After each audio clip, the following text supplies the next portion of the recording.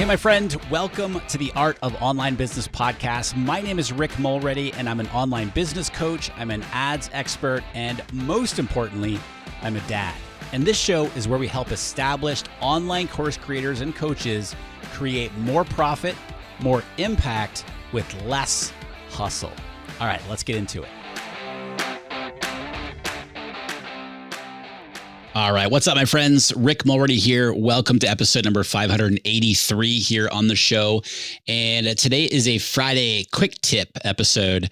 I don't know why I always like Friday quick tip. And I always do the same thing. I always say the same thing whenever that comes up for me. Anyway, today, my friends, I want to dive into a topic that I've been kind of hinting at, or I've mentioned it a few times during recent episodes here, and I wanted to spend a few minutes talking more about what do I mean when I say simplicity is what scales. And going through, I was auditing one of our members' businesses recently, Accelerator members, and this kept coming up for me, is that there's so much complexity here that is unnecessary. It's that complexity that is holding back from scaling the business more quickly, right? And if you've been listening to the podcast for any period of time, thank you, by the way. You know, I always talk about simplicity. I'm a huge fan of simplicity because years ago, my business was anything but simple. It was anything but simplistic. It was super complex with different offers, different audiences. There was like my back end of the business was a spider web, essentially, of different tools connected to each other in weird ways. And so it's when I simplified everything down to 4 key components in the business, which I'm going to share with you here in just a second, that's when things got so much better. We scaled the business. We created more revenue, more profit. I was working the least amount of hours that I ever had. And I was happy, the happiest I'd ever been in the business. And that's all within the past couple of years, to be honest with you. And, I'm on year number 8. So it's taken me a while to get here, but there's some key, there's some really, really key ideas here that I want to share with you. And it's really about simplifying the business into 4 different systems. Now, I have talked about this from the perspective of 3 systems in the business a while ago, a long time ago here on the podcast, but I wanted to kind of update this concept for you of simplifying the business into 4 systems. And before I break those 4 systems down, the foundation of your business needs to be your business values. Right? What are the values that you stand for in your business? So, for example, one of ours is integrity, right? And if you do not have values in your business, and I've done a whole episode about values, which we'll link up in the show notes for today's episode here. If you don't yet have values in your business or that you operate from, that's okay, but you really should prioritize creating those values. And somebody recently, actually it was the day I'm recording this, somebody DM'd me on Instagram and said, "Hey, Rick, I'm just curious, are your values that you operate within your business the same as your personal values?" And I thought that was such an interesting question. And I also thought about it. I was like, well, of course, right? Like, why would I have different personal values that I operate from the business from? You know what I mean?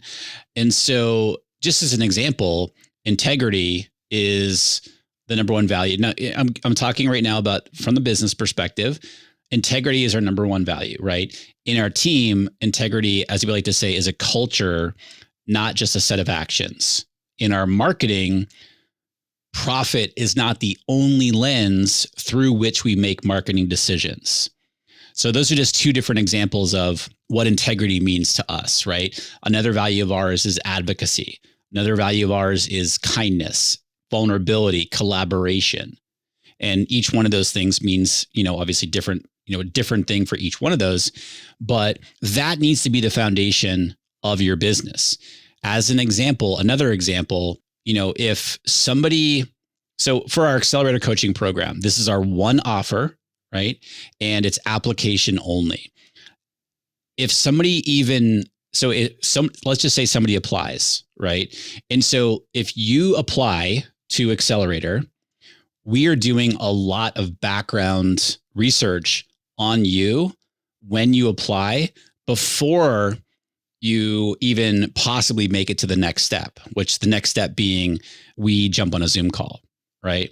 And one of the key factors is, and granted, you need to be qualifying from a revenue standpoint, right? So we work with established course creators, coaches, maybe teacher entrepreneurs who are doing at least 8 to 10K per month in revenue from your online business, right? So if you're meeting that threshold, right after that, it's from what we're able to see, do your values align with our values?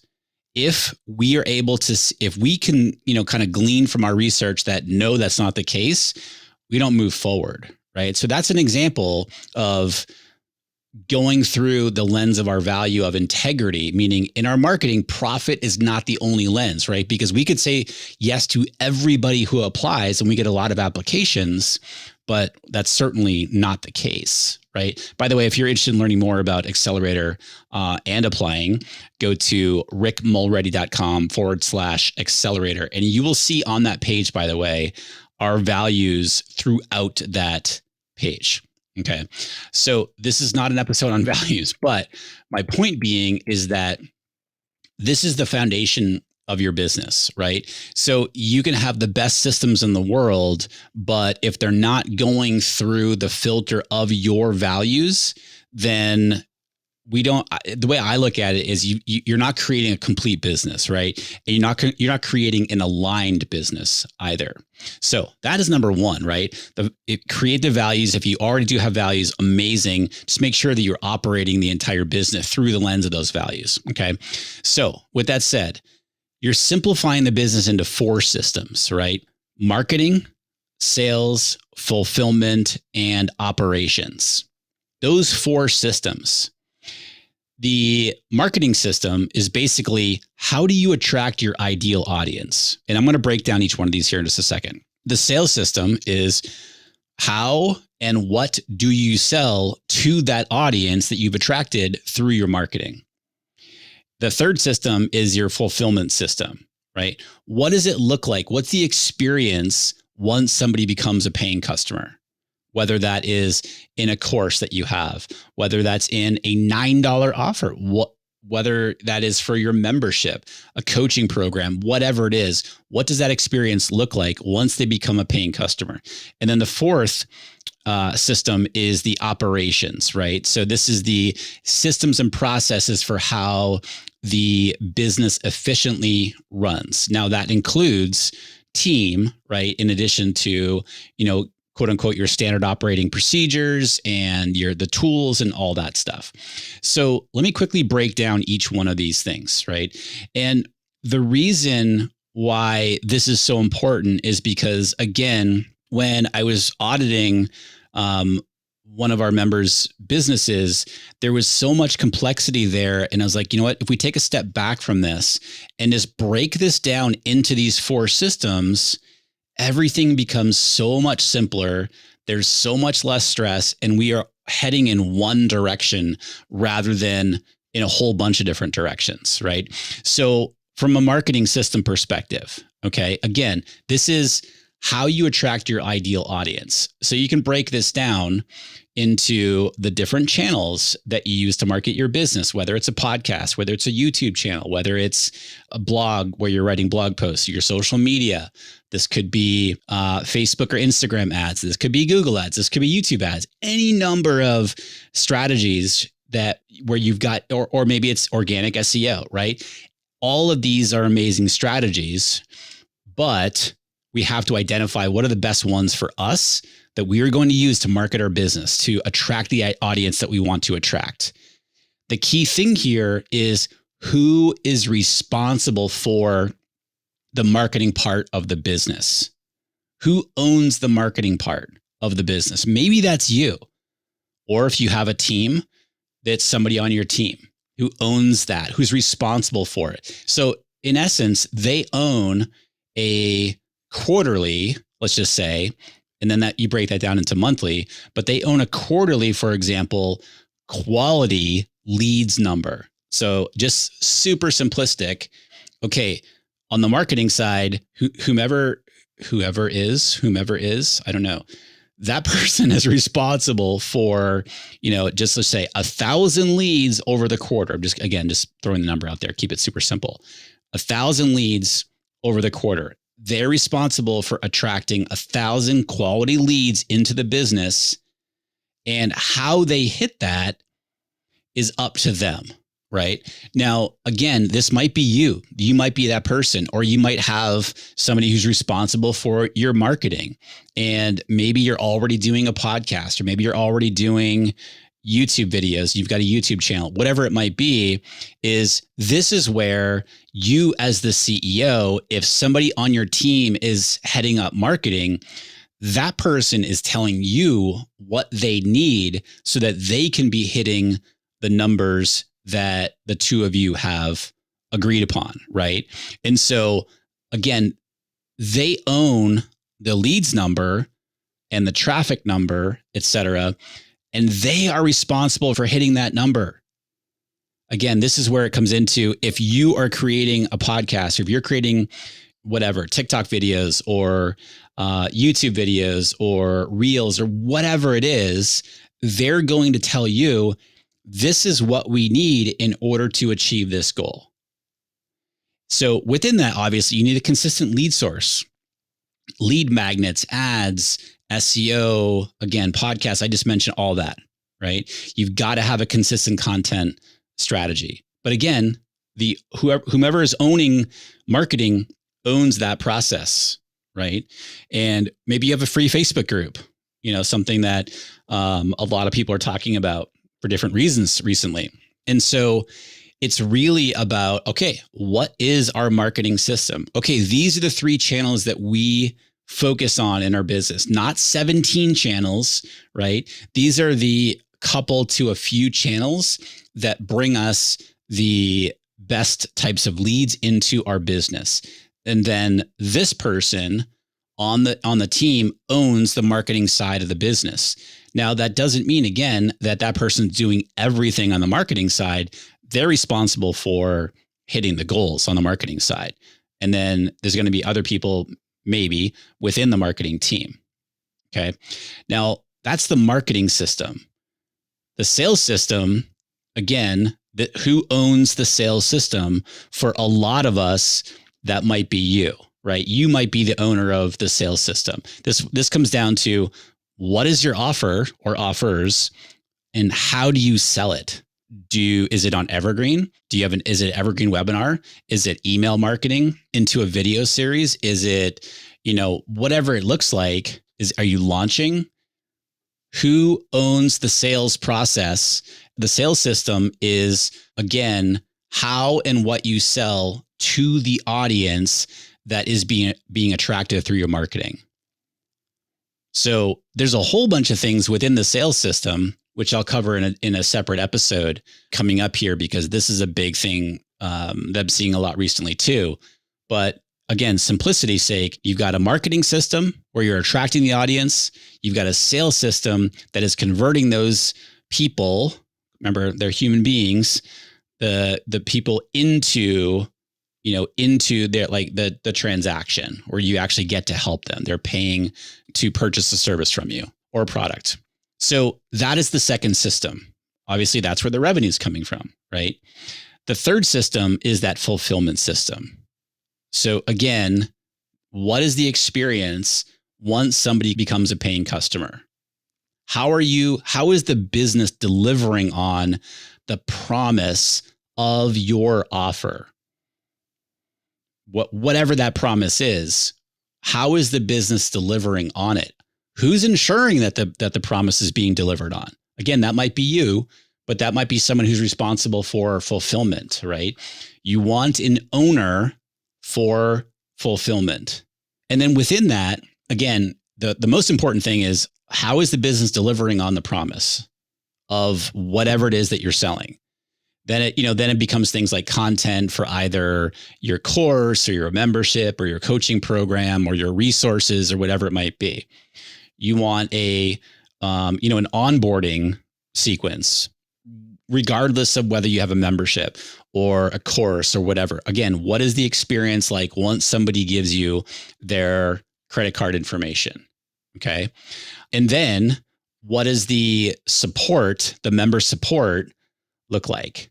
Meaning, do your members, do your customers, do your students have a very easy way to get in touch to get help? Whether that's technical support or questions, I lost my login or whatever it might be, is it very easy for them to do that? And fulfillment, having a fulfillment system in your business, this is where the easiest wins are, in my opinion, right? Look, you get results for your existing members or your existing students. You are not going to have any issues increasing revenue and profit, because you're getting amazing results for the people that are in your programs or buying your resources or that you are coaching. If they're getting amazing results, they're going to start talking, and you will never have issues increasing revenue while increasing profit. Focus on getting your existing students, members, etc., results.